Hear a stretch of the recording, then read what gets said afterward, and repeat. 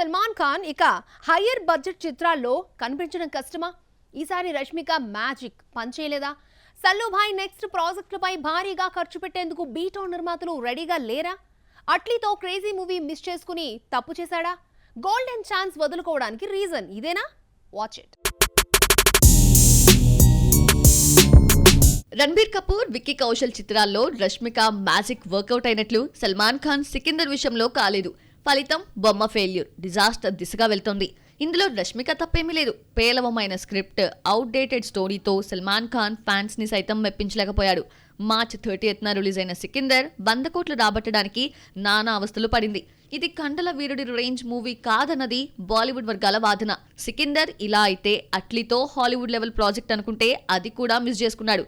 ముందు కథ నచ్చలేదని, ఆ తర్వాత బడ్జెట్ ఇష్యూ అన్న టాక్ వచ్చింది. ఇప్పుడు బన్నీ చెంతకు ఆ స్క్రిప్ట్ చేరిందని టాక్. రీసెంట్ గా అల్లు అర్జున్ బర్త్డేకి రిలీజ్ చేసిన Atlee 6 Bunny 22nd video movie ఏ లెవెల్లో ఉండబోతోందో అర్థమవుతోంది. ఈ సినిమాను 800 కోట్ల బడ్జెట్ పెట్టి నిర్మిస్తోందని బజ్. ఇప్పటి వరకు 1000 కోట్లు కొట్టని తనపై ఇంత భారీ బడ్జెట్ పెట్టడం రిస్క్ అనుకున్నాడో, లేక నార్త్ బెల్ట్ లో సల్లుభాయ్ పై హ్యూజ్ అమౌంట్ పెట్టడం వేస్ట్ అని బీటౌన్ నిర్మాతలు భావించారో, మొత్తానికి క్రేజీ ప్రాజెక్టు పట్టాలెక్కలేదు. హైయెస్ట్ బడ్జెట్ వల్లే సినిమా వదులుకున్నట్లు అనౌన్స్ చేశాడు సల్మాన్. ఇప్పుడు బడా ప్రాజెక్ట్ నుండి కండల వీరుడు తప్పుకోవడం వల్ల అట్లీకి ప్లస్ అయింది. Sun Pictures, Bunny past collections, Atlee mark తెలిసి భారీగా ఖర్చు పెట్టేందుకు ముందుకొచ్చింది.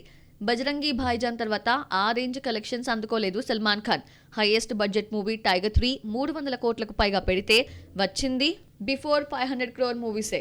రీసెంట్ టైమ్స్ లో ఎక్కువగా క్యామియో అపీరెన్స్ పై ఫోకస్ చేస్తున్న కండల వీరుడు ఇకపై సీరియస్ స్టోరీస్, ఏజ్ కి తగ్గ స్క్రిప్ట్లు ఎంచుకుంటే బాగుంటుందని బీటౌన్ లో గుసగుసలు వినిపిస్తున్నాయి. మరి నెక్స్ట్ ప్రాజెక్టుల విషయంలో సల్లుభాయ్ స్క్రిప్ట్, బడ్జెట్ విషయాల్లో ఎలాంటి ప్రికాషన్స్ తీసుకుంటాడో ఏంటో.